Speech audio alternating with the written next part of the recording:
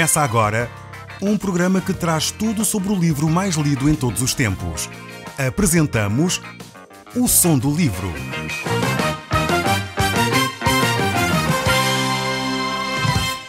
Seja muito bem-vindo. Neste podcast vai encontrar o livro mais conhecido e lido em todo o mundo.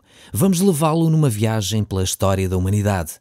Este é um audiolivro para si, para a sua família e sociedade em geral. Contextualização e comentários de Paulo Chaveiro. Caro amigo, nós hoje estamos a meditar no livro da 2 Reis e estamos no capítulo 9. Eu gostaria hoje de começar logo a olhar para estes textos bíblicos. Vamos ver aquilo que Deus tem para nos ensinar neste dia. Diz então assim a palavra de Deus no capítulo 9, no verso 1. Diz assim: Entretanto, Eliseu tinha mandado chamar um dos jovens profetas para lhe dizer: Prepara-te para ires a Ramote-Gileade. Pega nesta almotelia e vai ter com Jeú, o filho de Josafá e neto de Ninsi. Depois chama-o à parte, longe dos que te rodeiam, e derrama o óleo sobre ele. Diz-lhe que o Senhor o unge para que seja rei de Israel. Em seguida foge depressa, porque corres perigo de vida. O jovem assim fez, como lhe foi mandado. Quando chegou a Ramote-Gileade, foi ter com Jeú, que estava sentado com os oficiais do exército à sua volta, e disse-lhe: Tenho uma mensagem para ti, Senhor. Mas para qual de nós? Perguntou Jeú. Para ti, capitão. Jeú levantou-se, deixou os outros, entrou nos seus aposentos, e o moço, o profeta, derramou sobre ele o óleo, dizendo: Assim diz o Senhor, Deus de Israel: Unge-te, rei de Israel, o povo do Senhor. Temos aqui este texto bíblico que fala de Eliseu, que envia um jovem profeta a ungir Jeú como rei sobre Israel. A pergunta é: mas por que razão é que Eliseu terá enviado um jovem a desempenhar uma missão tão importante? Por que é que não foi ele próprio fazer a missão? Eu creio que foi uma questão de estratégia. Se ele fosse, seria facilmente reconhecido e talvez o tentassem impedir de cumprir esta missão.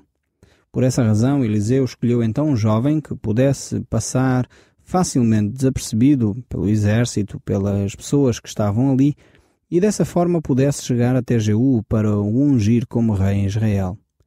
Ele foi então até Ramote-Gileade, e depois de ter sido ungido como rei, Jeú recebeu esta orientação e cumpriu de imediato a tarefa que Deus tinha para ele. Então ele se retira. Vamos continuar a ler o texto da palavra de Deus. Deverás destruir a família de Acabe. Vingarás a morte dos meus profetas e de todo o resto do meu povo, que foi assassinado por Jezabel. Toda a família de Acabe deverá ser varrida da terra, todos os homens, sejam eles quem forem. Destruirei a família de Acabe, tal como destruí a família de Jeroboão, filho de Nabate, e de Baasa, filho de Aías. Cães comerão a Jezabel, a mulher de Acabe, em Jezreel, e não haverá ninguém que a enterre. Depois de dizer isso, abriu a porta e fugiu a correr. Jeú voltou para junto dos seus amigos, os quais lhe perguntaram: Há alguma novidade? O que é que esse maluco te veio dizer? Vocês sabem muito bem quem ele era e o que queria, respondeu Jeú. Não sabemos. Diz lá o que é que era. Ele contou-lhes que o profeta dissera e que o tinha ungido rei de Israel. Os outros, sem perder tempo, puseram as suas capas sob os degraus de casa e mandaram tocar as trombetas e gritar: Jeú é rei! Vemos aqui esses homens que estão ali rapidamente assumem que Jeú realmente passa a ser o rei em Israel. Este homem chamado Jeú foi usado por Deus para, de alguma forma, pôr ordem na nação de Israel.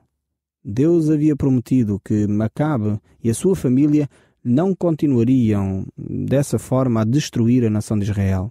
E Jeú seria então esse elemento que iria travar Acabe de continuar a maltratar a nação.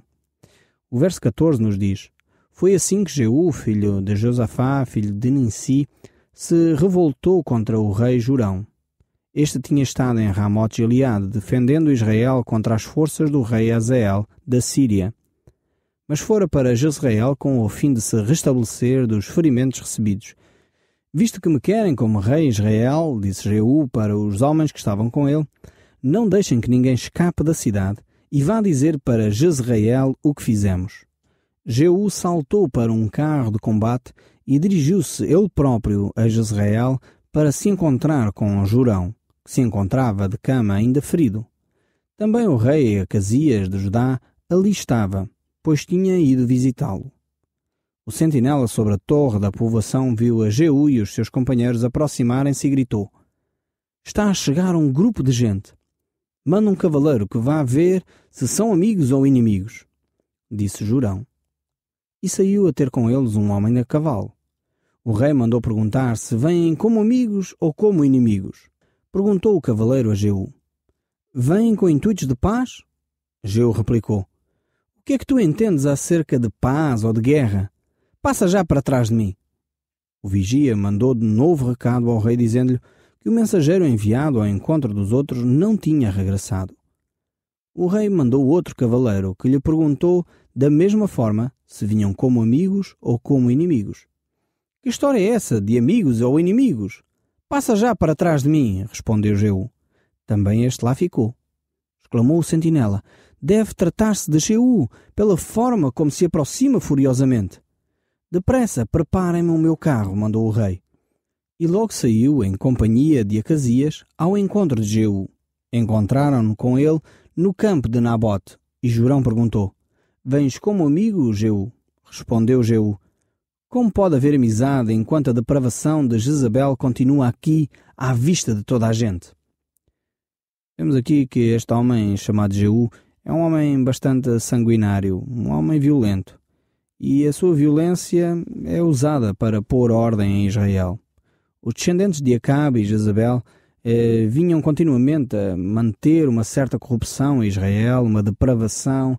O povo mantinha-se constantemente num ambiente de idolatria, de imoralidade, e de alguma forma esta situação desagradava completamente a Deus. Deus não permitia mais que Acabe, Jezabel e os seus descendentes continuassem a praticar imoralidade, feitiçaria, idolatria, corrupção, de uma forma impune em toda a nação. A paz era necessária ser estabelecida, e para isso era necessário que houvesse uma justiça, houvesse estabelecimento de uma atitude no meio da nação de Israel, fosse cortado, como se costuma dizer em bom português, o mal pela raiz. E era exatamente isso que Jeú iria fazer. O verso 23 nos diz: Jorão fez meia volta com o seu carro, gritando enquanto fugia: "Traição, Acasias, atraiçoaram-nos!" E Jeú retesou com toda a força o seu arco e atirou-lhe uma flecha, que o apanhou entre as espáduas. Com o coração perfurado, logo caiu do carro para o chão morto. Jeú disse para Bidkar, seu assistente: "Lançam aí para o campo de Nabote, porque uma vez que nós vinhamos atrás do seu pai Acabe, o Senhor me revelou esta profecia: dar-lhe-ei aqui mesmo, neste campo de Nabote, a paga do assassínio de Nabote e de seus filhos. Por isso, deixo para a expropriedade de Nabote, tal como o Senhor disse." Entretanto, Acasias, o rei de Judá, fugira pelo caminho que vai para Bet-Agá. Mas Jeú foi atrás dele, gritando: "Matem-no, matem também esse!" E, com efeito, mataram-no no seu carro, no lugar em que o caminho sobe para Cur, perto de Ibelão. Conseguiram mesmo ir até ao Megido, mas acabou por morrer ali. Os seus oficiais levaram-no no carro para Jerusalém, onde o enterraram no cemitério real. Aqui vemos o cumprimento da sentença que Deus havia dado a Jezabel e a Acabe. E o verso continua no verso 30, capítulo 9 deste segundo livro de Reis. Quando Jezabel ouviu que Jeú tinha vindo a Jezreel, arranjou-se toda, pintou os olhos, penteou-se e foi sentar-se a uma janela. Na altura em que Jeú regressava e entrava pelo portão do palácio, ela gritou-lhe: "Então, já estás satisfeito, tu, ó filho de Zenri, que mataste o teu senhor?" Ele olhou para cima e viu-a na janela e respondeu-lhe: "O que eu quero agora saber é quem está do meu lado." Nessa altura, 2 ou 3 eunucos que se encontravam ali de perto de Jezabel olharam para ele. E Jeú gritou-lhes: "Atirem-na daí abaixo." Eles empurraram-na da janela abaixo e, ao esmagar-se no solo, o sangue espirrou nas paredes e sobre os cavalos. Estes, excitados, esmagaram-nas com as patas. Jeú entrou no palácio para comer, mas mais tarde disse: "Que alguém vai enterrar essa mulher maldita, porque sempre era filha de um rei. Contudo, quando foram buscar o cadáver, apenas acharam a caveira, os pés e as mãos. Regressando a dar conta disso, Jeú reconheceu, foi justamente o que o Senhor afirmara que havia de acontecer, e disse isso a Elias, que os cães comeriam a sua carne e que o seu corpo seria lançado como esterco no campo, sem que ninguém pudesse reconhecer que era ela própria. Vemos realmente este fim dramático e bastante triste para esta mulher, mas realmente ela tinha agido de uma forma tremenda. Muitas vezes nós ficamos horrorizados com estes relatos que acabamos de ver aqui nos textos bíblicos. São bastante dramáticos, muito pormenorizados também.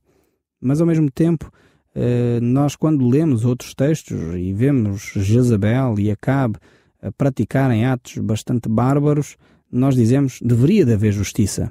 E quando a justiça é feita, nós ficamos horrorizados com a justiça. Realmente Jezabel era uma mulher muito cruel. Ela matou praticamente todos os profetas de Deus, matou aquele homem Nabote, mandou matar também os seus familiares para que simplesmente o seu marido pudesse ficar com aquele terreno. E ela era uma mulher realmente com um coração terrível. E Deus a remove assim da nação de Israel para que as atrocidades que ela havia cometido pudessem terminar. Assim chegamos ao capítulo 10 do segundo livro de Reis e diz assim a palavra de Deus. Jeú escreveu uma carta ao conselho da cidade de Samaria, aos aios dos 70 filhos de Acabe, que viviam todos ali, e ainda ao conselho de anciãos de Jezreel. Após recepção dessa missiva, escolheram o melhor dos filhos de Acabe para ser rei. Preparem-se para lutar a favor do seu trono, porque vocês têm carros de combate, cavalos, armamento e uma cidade fortificada. Mas eles estavam demasiado atemorizados para o fazer. Nem 2 reis poderiam enfrentar-se com um indivíduo como estes, diziam eles. Que havemos nós de fazer? Então o administrador do palácio, juntamente com o governador da cidade, mais os conselheiros municipais e os aios dos filhos de Acabe, enviaram-lhe uma mensagem. Jeú, nós somos teus servos e faremos tudo o que nos mandares. Resolvemos que sejas tu o nosso rei, em lugar de um dos filhos de Acabe. Jeú respondeu com esta outra mensagem. Se estão do meu lado e se estão dispostos a obedecer-me, tragam-me a cabeça dos filhos do vosso Senhor a Jezreel amanhã, a esta hora. Estes 70 filhos de Acabe viviam nas casas dos responsáveis da cidade, onde tinham sido educados desde a sua meninice. Ao receberem a mensagem de Jeú, todos os 70 foram mortos e as suas cabeças embaladas dentro de um cesto e enviadas a Jeú, que se encontrava em Jezreel. Avisado de que as cabeças tinham chegado, mandou que fizessem um monte delas à entrada da cidade e as deixasse lá até à manhã seguinte. No dia seguinte, cedo, saiu e foi falar à multidão, que entretanto já se tinha aglomerado ali. Vocês não têm que sentir remorsos de nada, disse-lhes. Fui eu que conspirou contra o meu senhor e o matou. No entanto, não fui eu a quem lhes matou os filhos. Foi o Senhor quem o fez, porque tudo quanto ele diz se realiza. Ele declarou através do seu servo Elias que isto haveria de acontecer aos descendentes de Acabe. Jeú matou posteriormente todo o resto da família de Acabe que vivia em Jezreel, assim como todas as figuras importantes do seu pessoal administrativo, amigos íntimos e sacerdotes privados, de forma que não ficou ninguém que se tivesse relacionado de uma forma mais íntima com Acabe. Depois, Jeú partiu para Samaria e estabeleceu-se aí. Mas antes, passou a noite numa estalagem para pastores, que se encontrava no caminho. Enquanto ali estava, viu um homem que era irmão do rei Acasias de Judá. — Quem são vocês? — perguntou-lhe. — Somos irmãos do rei Acasias. Vamos a Samaria visitar os filhos do rei Acabe e da rainha Jezabel. — Apanhem essa gente! — gritou Jeú para os seus homens. — Levem-nos para a cisterna junto à casa da tosquia, e ali os matou também a todos. Eram 42. Vemos esta história mais uma vez e vemos o caráter de Jeú. Por um lado, Jeú era um homem extremamente sanguinário. É verdade que Deus queria terminar com o mal em Israel, queria terminar com as atitudes de Acabe e Jezabel. Mas é verdade também que Jeú foi longe demais nesta sua ação. Deus, por um lado, queria travar a ação de Acabe e Jezabel e, a verdade, dos seus descendentes, mas ele matou toda a gente, administradores e pessoas que estavam de alguma forma ligadas a esta família. E por um lado ele estava, digamos assim, a tentar encobrir os seus atos como se fosse Deus que o mandasse fazer estas coisas. E é assim que muitas vezes nós fazemos. Deus manda-nos fazer uma determinada coisa, nós fazemos diferente daquilo que Deus nos mandou e depois dizemos, mas foi Deus que nos mandou fazer assim.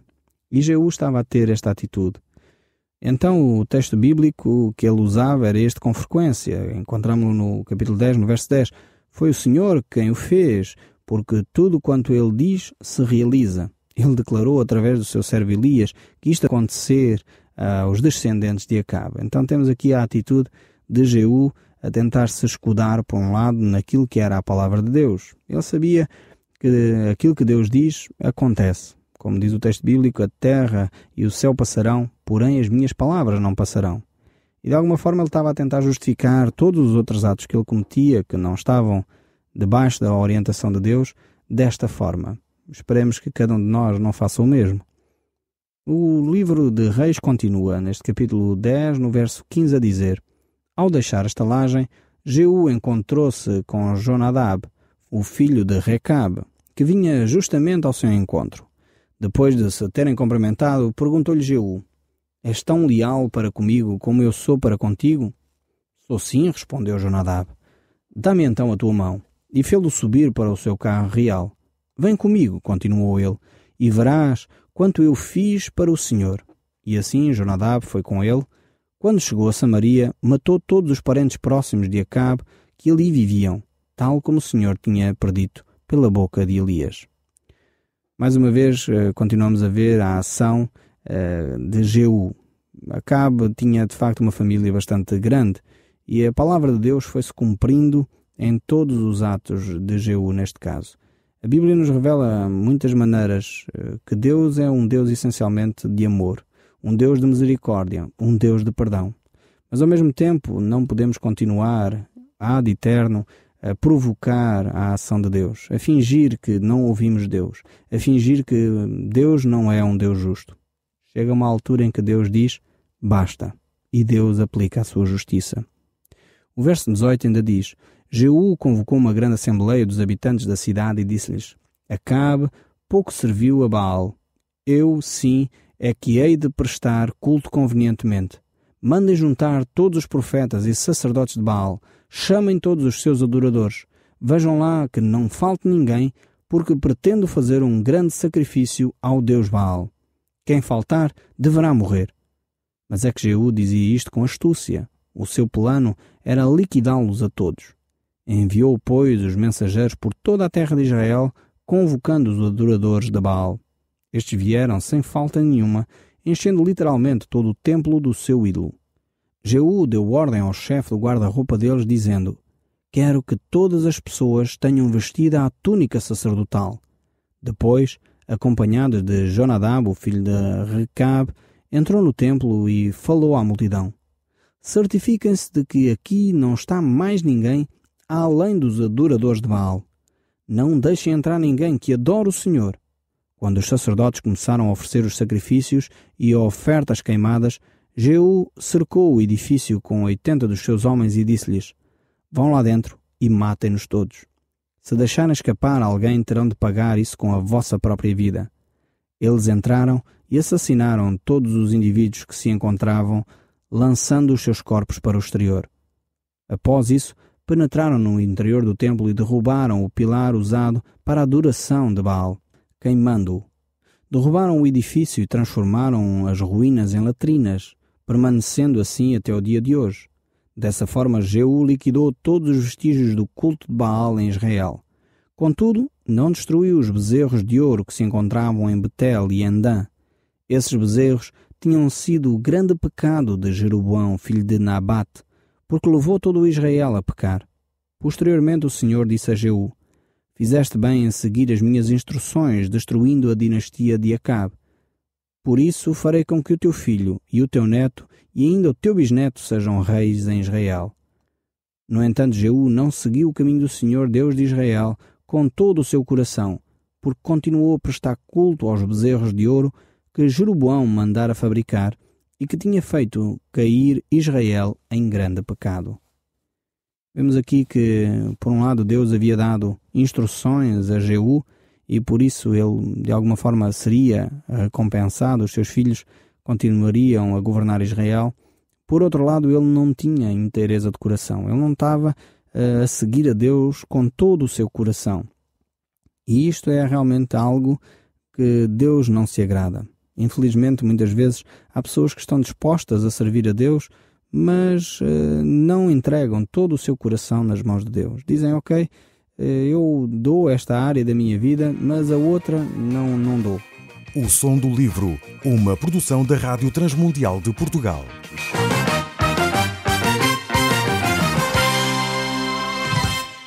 RTM. Conhece todos os nossos programas em rtmportugal.org. Uma produção da Rádio Transmundial de Portugal.